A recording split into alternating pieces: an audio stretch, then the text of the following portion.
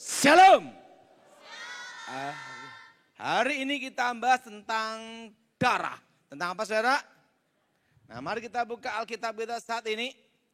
Di dalam kitab Wahyu pasal 12.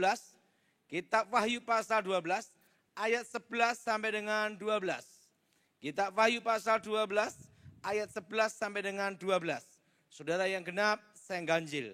Kitab Wahyu pasal 12 ayat 11 sampai dengan 12. Dan mereka mengalahkan dia oleh darah anak domba. Dan oleh perkataan kesaksian mereka, karena mereka tidak mengasihi nyawa mereka sampai ke dalam maut. Ayat 12 sudah baca?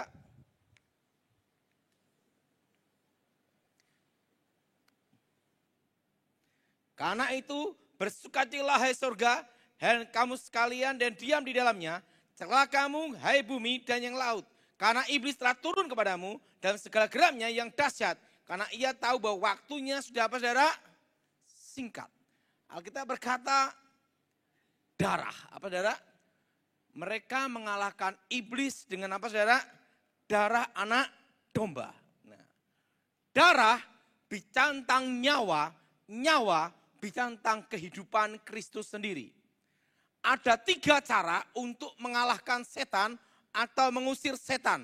Yang pertama, di dalam Injil Markus, mereka akan mengusir setan demi nama Tuhan Yesus. Amin. Demi apa saudara? Nama Tuhan apa? Yesus. Dan yang kedua, bila ada saudaramu yang sakit, hendaklah penatua mengoleskan minyak demi nama Tuhan. Amin. Demi nama Tuhan Yesus. Dan yang ketiga, di dalam kitab terakhir, kitab Wahyu, mereka, orang-orang percaya, mengalahkan iblis. Mengalahkan apa, saudara? Ini rajanya para setan, saudara. Mengalahkan iblis dengan darah anak domba. Dengan apa, saudara? Dengan apa? Darah anak domba. Darah Yesus. Nah, darah bicara tentang nyawa, nyawa bicara tentang kehidupan. Artinya yang bisa mengalahkan iblis adalah kehidupan Kristus sendiri. Amin. Mereka orang percaya mengalahkan iblis dengan darah anak domba. Saya belajar tentang darah Yesus itu tahun 93. Waktu itu saya diajar doa Bapak kami sama pendeta 1 tahun tidak hafal-hafal. Karena 1 tahun tidak hafal-hafal, saya tanya sama Pak Pendeta.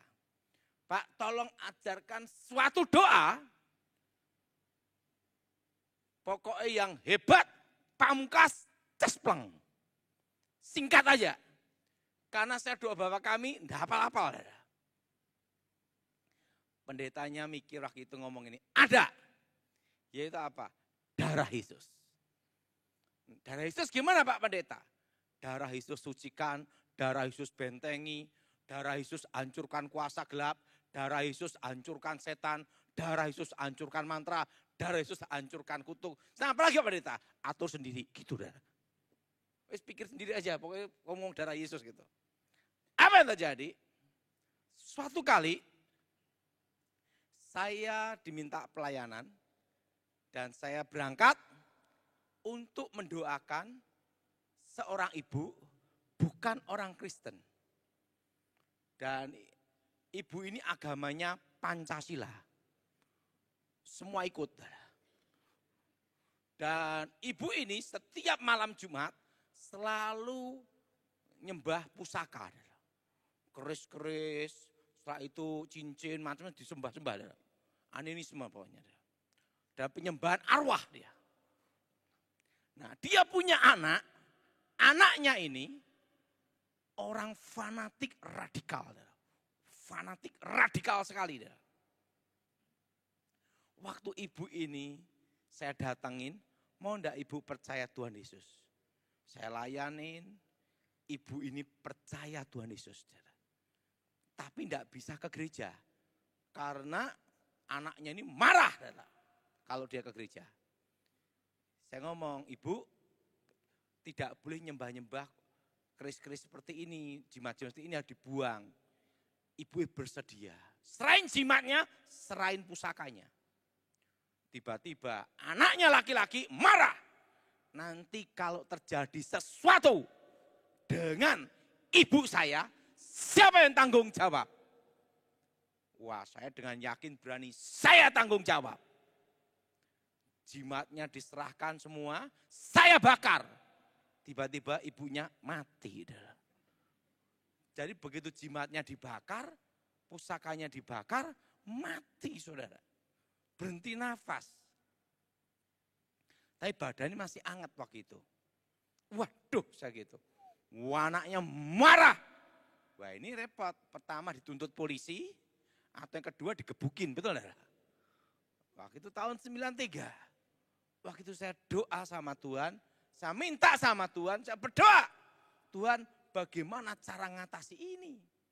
Waktu saya berdoa, saya mendapat sebuah penglihatan jelas sekali. Jelas sekali penglihatannya. Yes. Saya lihat ada laki-laki tinggi besar. Tingginya 2 meteran. Rambutnya ini seperti tebel-tebel gitu.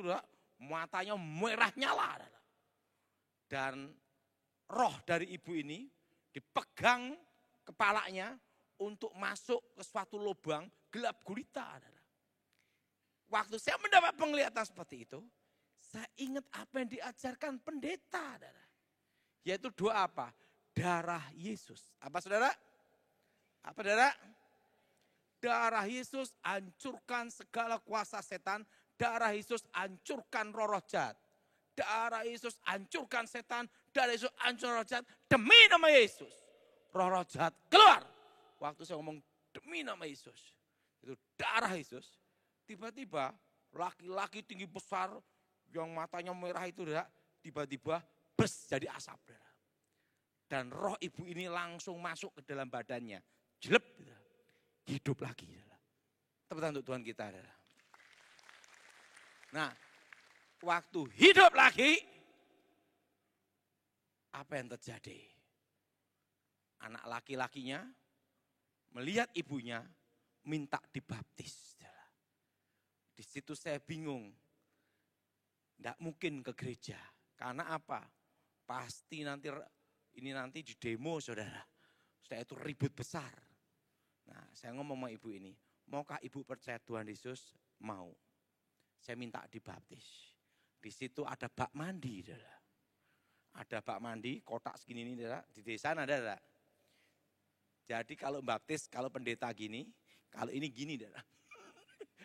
Tak suruh masuk ke bak mandi, penting tenggelam. Betul? Penting apa? Tenggelam.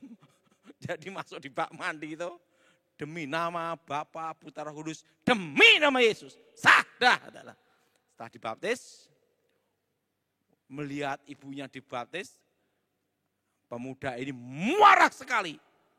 Dia datang saudara, dia lari. Nemuin saya mau dipukul saudara. Waktu saya mau dipukul, saya masih ingat saudara.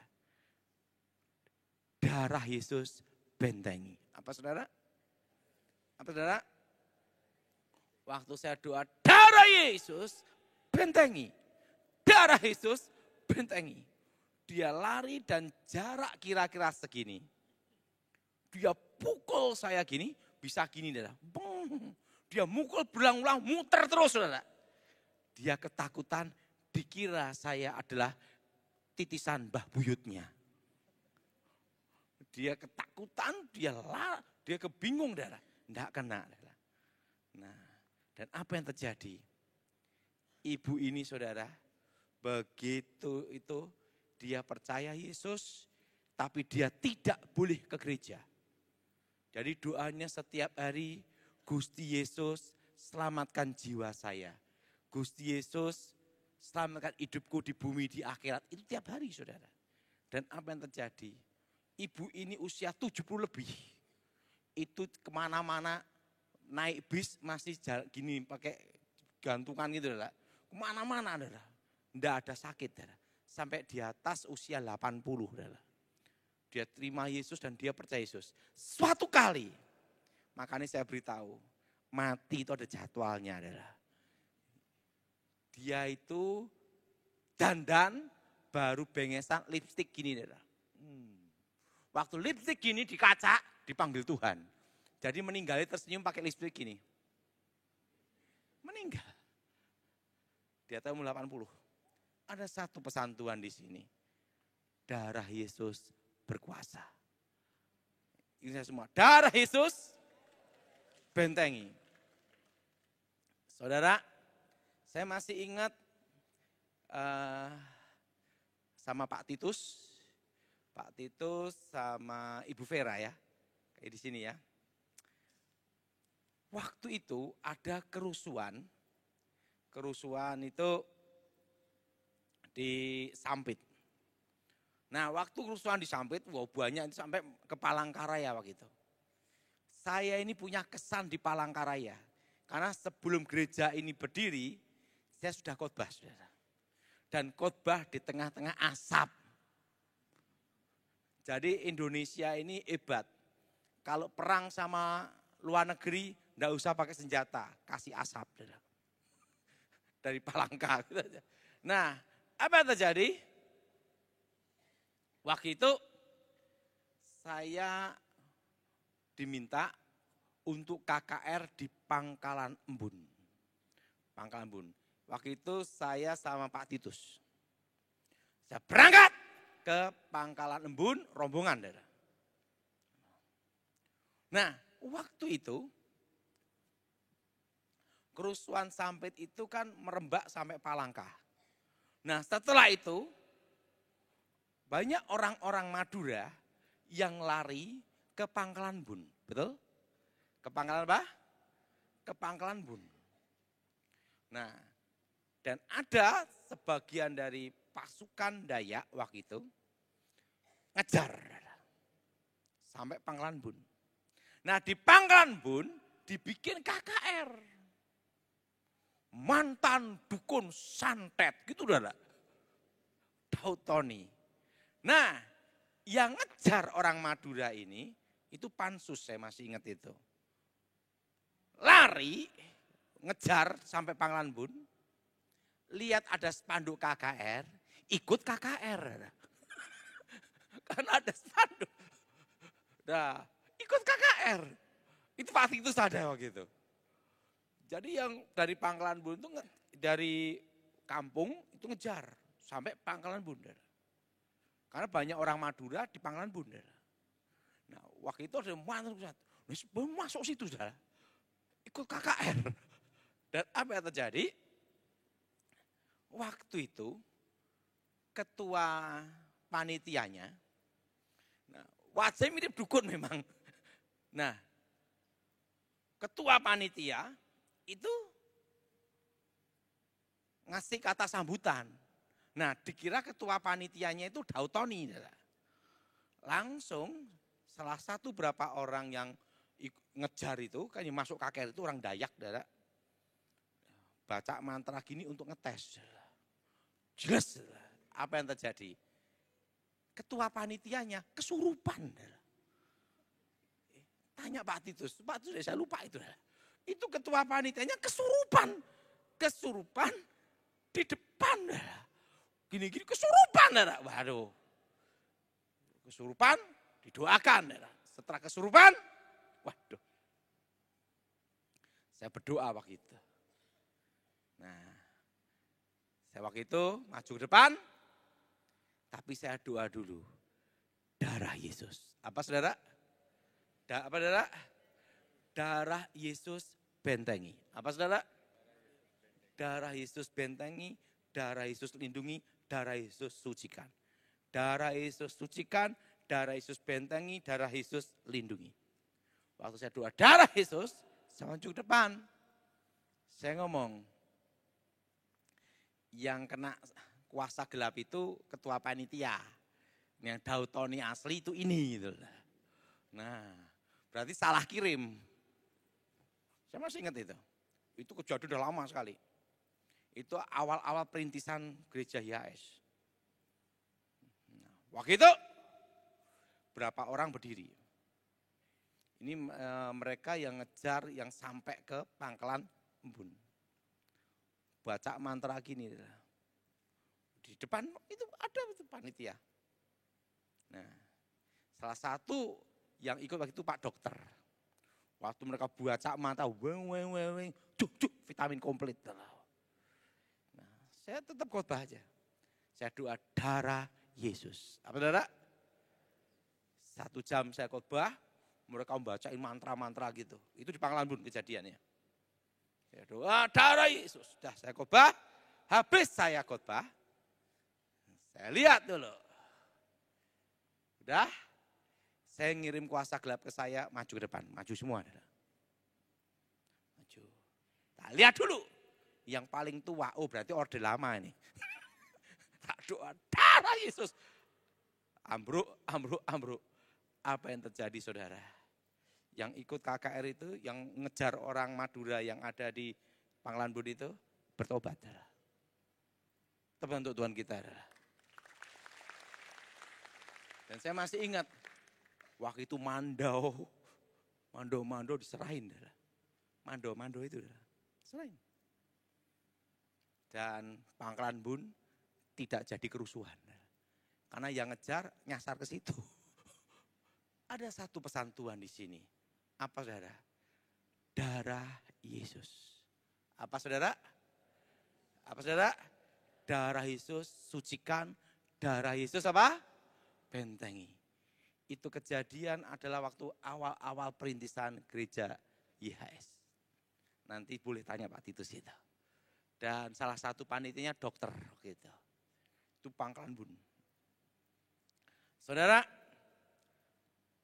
ada satu pengalaman tentang darah Yesus. Jadi saudara, saya memberitahu ini supaya saudara punya iman dan percaya bahwa darahnya berkuasa. Satu kali, waktu itu saya mau khotbah, tiba-tiba saya ditelepon sama seorang ibu.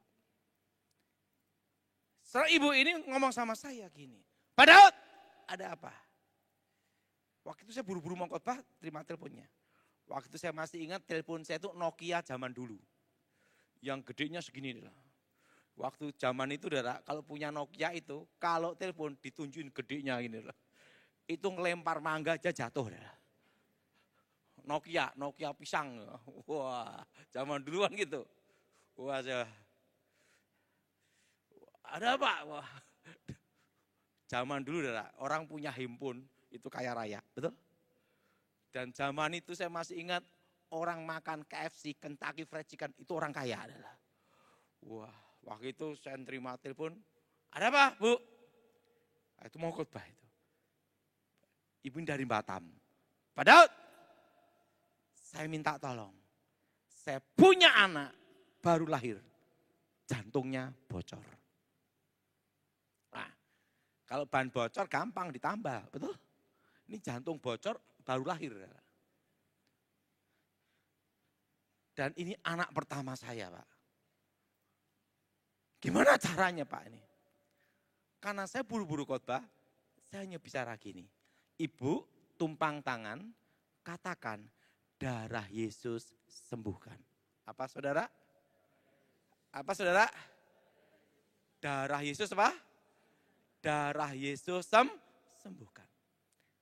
Ibu berdoa, Tuhan berikan aku anak yang normal. Doa, darah Yesus sembuhkan. Apa saudara? Darah Yesus sembuhkan. Ibu percaya bahwa Tuhan sudah memberi kesembuhan. Oke? Oke. Buru-buru saya tutup. Ibu ini di Batam. Berapa bulan kemudian, saya berangkat ke Batam untuk KKR khotbah di Batam. Tiba-tiba datang ibu ini. Pak Daud, masih ingat saya enggak? Woi, saya ngeliat banyak ribuan jemaat, gimana inget ya? Saya yang nelpon, ini anak saya yang jantungnya bocor. Apa yang terjadi saudara?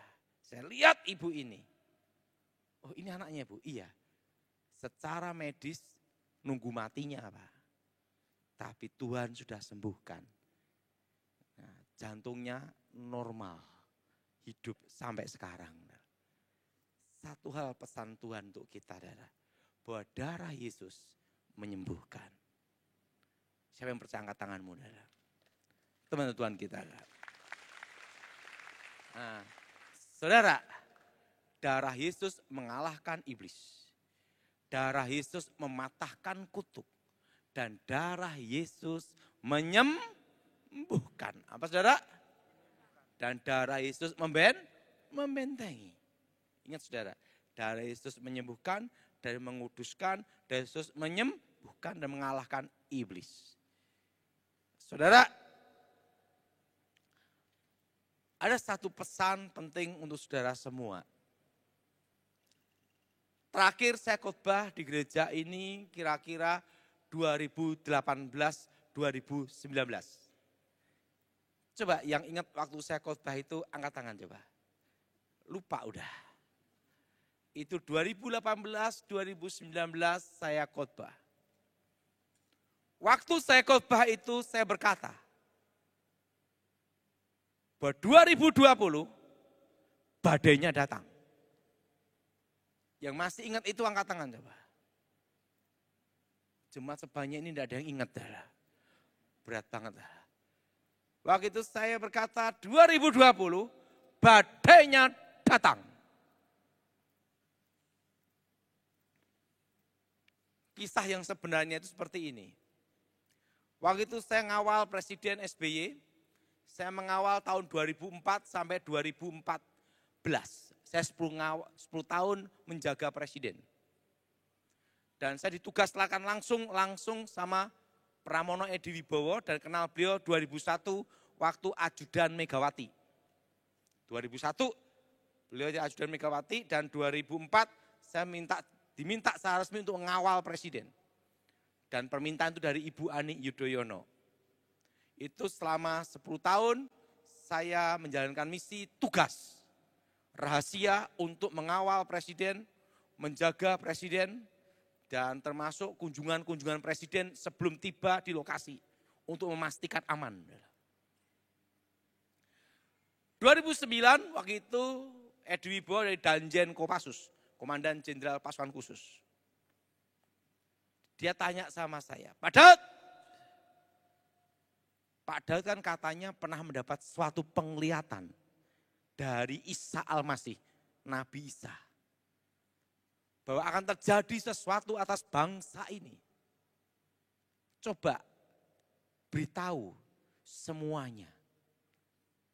Waktu itu saya beritahu sama Jenderal, Ijen Jenderal, 2018-19 anginnya akan datang. Dan di 2020 ekonomi akan berhenti. Ekonomi berhenti stagnan, berhenti total seluruh Indonesia. Setelah ekonomi berhenti total seluruh Indonesia, apa yang terjadi? 2023 setitik terang datang. Apa saudara? Dan ini sering saya khotbahkan di sini. 2023 setitik terang datang. Dan Indonesia akan dipulihkan 2035. Dan apa pesannya waktu itu Pak Daud? Pertama, beli tanah dan berkebun. Beli tanah dan apa saudara? Dan berkebun. Kedua, nyimpan emas. Ketiga, US dollar. Langsung Edi Wibowo ngomong, panggil Wantimpres, Dewan Pertimbangan Presiden. Panggil. Ekonomi berhenti. Pak Daud, ini sudah kita cek semuanya. Nanti kira-kira 2021, dolar akan tembus 14.000. Utang negara akan tembus 5.000 triliun. Itu nanti di 2021-2022. Datanya seperti ini. Ini ada datanya semua ada. Ini data semua ada. Tunjukin ya. Wantimpres, Dewan Pertimbangan Presiden. Akan terjadi seperti ini, Jenderal. Berarti akan ada suatu apa? Resesi. Ada apa, saudara? Ada suatu apa, saudara? Resesi. Langsung Edi ngomong, Pak Daud, dengarkan perintah. Siap Jenderal. Kamu tidak boleh membicarakan ini selama pemerintahan Presiden SBY. Kalau SBY sudah tidak jadi presiden, boleh. Gitu lah. Stop sampai di sini aja. Karena kalau kamu yang bicara, bisa bikin gaduh, bikin ribut. Apalagi kamu ada di ring 1. Tidak boleh itu, bikin gaduh. Kan masih 2021 toh Pak Daud. 2020, 2021, aman aja dah. 2014, Edi Wibowo pensiun dari KSAD Kasat 2013. 2013 pensiun, 2014 saya berhenti tugas. Terus Edi ngomong, Pak Daud kalau mau menyampaikan pesan itu silahkan. Saya sampaikan pesan itu di gereja-gereja seluruh Indonesia. 2019, waktu itu saya khotbah, badainya datang. Apa saudara? Badainya apa? Datang 2020. Apa yang terjadi? Saya dikritik habis-habisan. Karena 2019 pendeta-pendeta bernubuat berkhotbah. Tahun 2020, tahun berkat, tahun kelimpahan, tahun mujizat. Gitu saudara. 2020 Januari. Pendeta-pendeta datang menemui Gilbert untuk mecat saya. Nah, tetapi saya tidak bisa dipecat. Kenapa? Pertama, karena saya bukan pendeta. Bukan pendeta. Saya bukan pendeta di organisasi apapun. Kedua, dan saya juga bukan penginjil organisasi gereja apapun. Status saya itu jemaat. Berarti jemaat lebih sakti, tidak bisa dipecat. Betul? Siapa yang setuju angkat tangan? Pendeta sama jemaat lebih sakti ya Pak? Kenapa? Jemaat tidak bisa mau kebaktian di mana bebas, betul? Tidak bisa dipecat. Gilbert ngomong gini sama pendeta-pendeta di Januari 2020. Ini kan baru 2020 Januari. Kita tunggu 2020 Desember.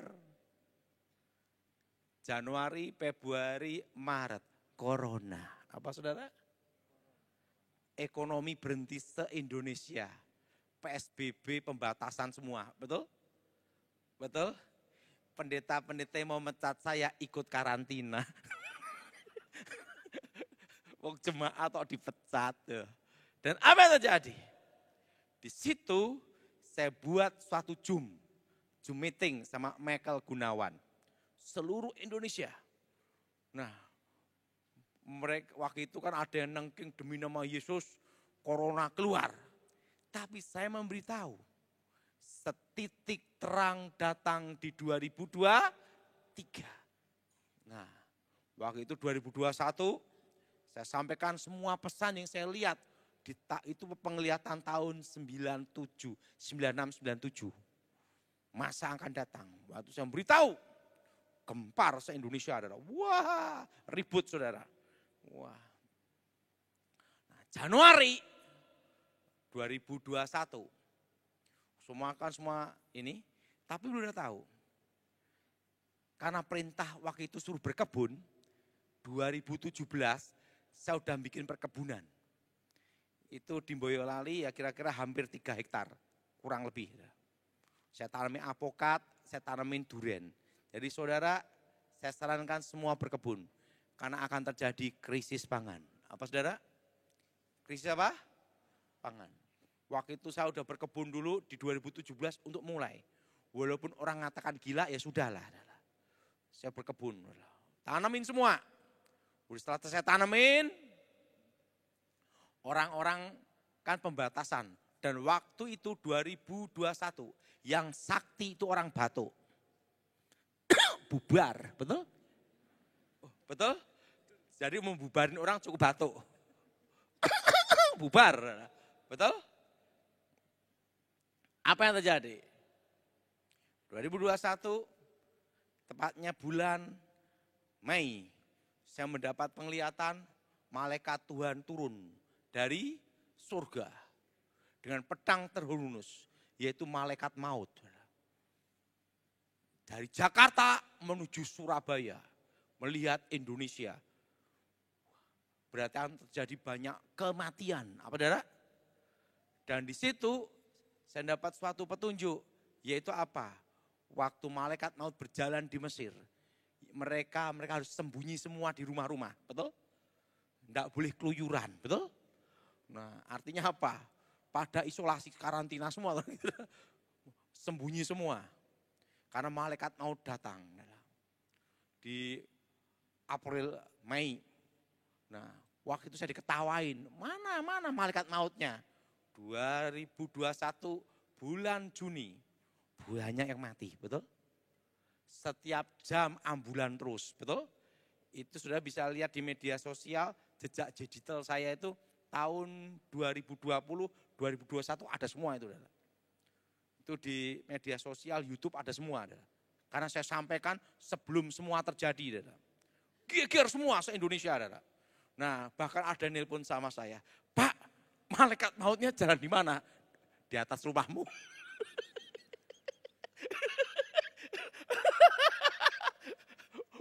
Jadi saya ditelepon, hanya ditanya malaikat mautnya jalan di mana. Gitu. Wah, buahnya yang mati gitu, betul? Dan 2021 saya bicara, semua belajar berkebun. Kedua, simpan emas. Karena emas akan naik. Emas kan apa? Naik. Dan yang ketiga, simpan dolar. Karena inflasi akan selama 5 tahun kita akan inflasi. Ingat, nanti kita akan inflasi selama berapa tahun? 5 tahun. Dan corona ini bermutasi puncak sampai 5 tahun. Dan menjadi kasus biasa, flu burung. Dan tahun 2022 kita semua belajar normal. Belajar normal. Dan tahun 2023 setitik terang datang, kembali normal. Apa saudara? Kembali apa? Normal. Nah, dan tahun 2022 seluruh Indonesia saya memberikan suatu pesan sebelum geger ribut sekarang. Nanti cawapres terkuat Gibran Rakabumi itu 2022. Silahkan lihat semua seluruh Indonesia, ada semua itu media sosialnya. Waktu itu dikuyo-kuyo saya lah, enggak mungkin masih muda gini-gini. Setelah itu cawapres. Setelah itu apa? Saya ngomong, geger nanti. Kenapa? Demo, betul? Betul? Ribut. Betul? Ada satu hal sini. Menurut Pak Daud gimana? Saya beritahu, langkah selanjutnya sebelum terjadi krisis. Krisis sebenarnya nanti adalah tahun 2025. Tahun berapa saudara? Ini masuk resesi. Resesi 2023. Daya beli masyarakat turun. Tapi ada kabar gembira untuk saudara. Bulan November ekonomi bergerak semua. Tepuk tangan. Kenapa? Dana siluman turun. Untuk kampanye. Pilpres, apa saudara? Pilpres, pileg, betul? Pilgub, betul? Jadi ingat, selama 1 tahun ini, dari November sampai Oktober, November tahun depan, ekonomi bergerak semua. Karena dana-dana siluman yang tidak dilaporkan pajak turun semua.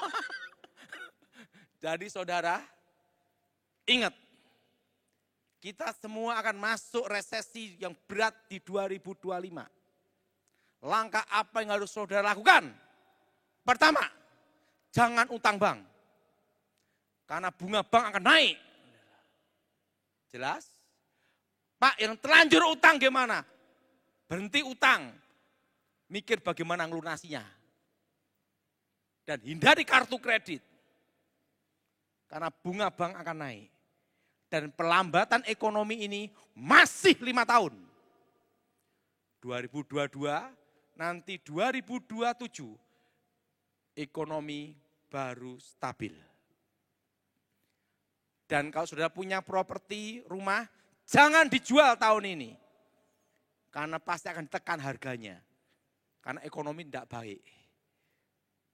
Nanti yang kalau mau jual properti itu tahun 2027.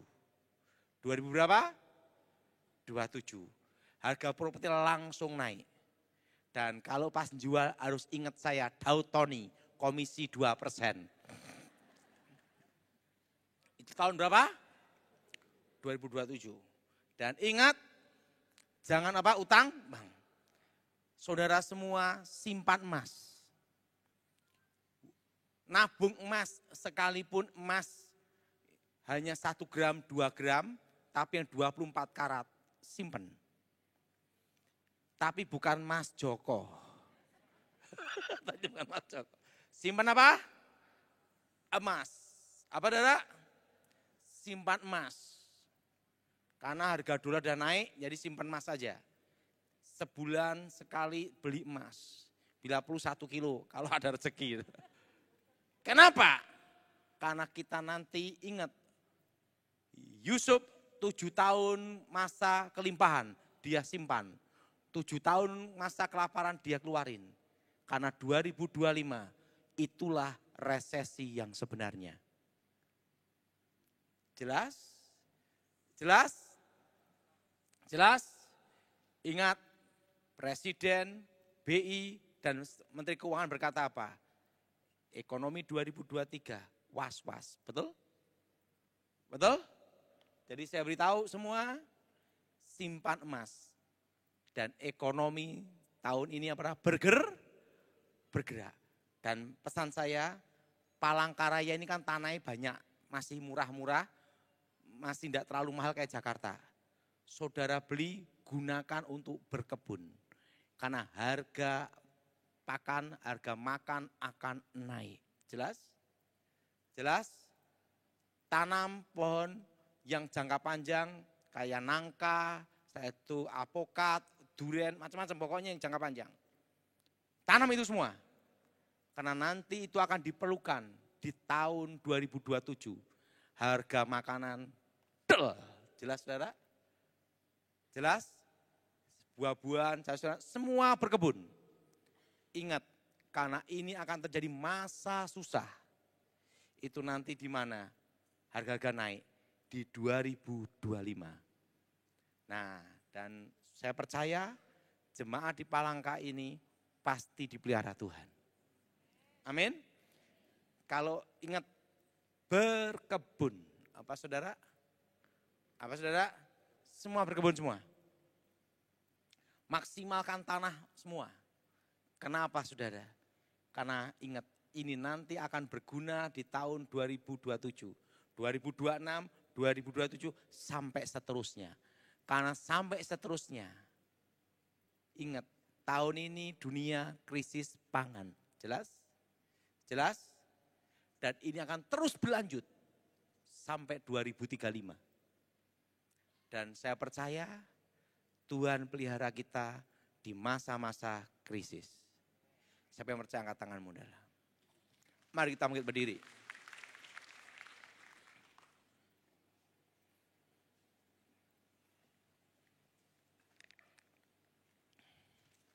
Bapa di surga, dikuduskan namamu, datang kerajaan menjadi kehendak-Mu. Kami percaya kuasa Bapa Yahweh melihat kami semua. Bebaskan dari yang jahat, bebas dari kutuk. Kami percaya kuasa Yesus Elohim melawat kami semua secara pribadi. Dan nama Tuhan Yesus dimuliakan hidup kami. Kami percaya demi nama Yesus Hamasiah yang percatakan amin.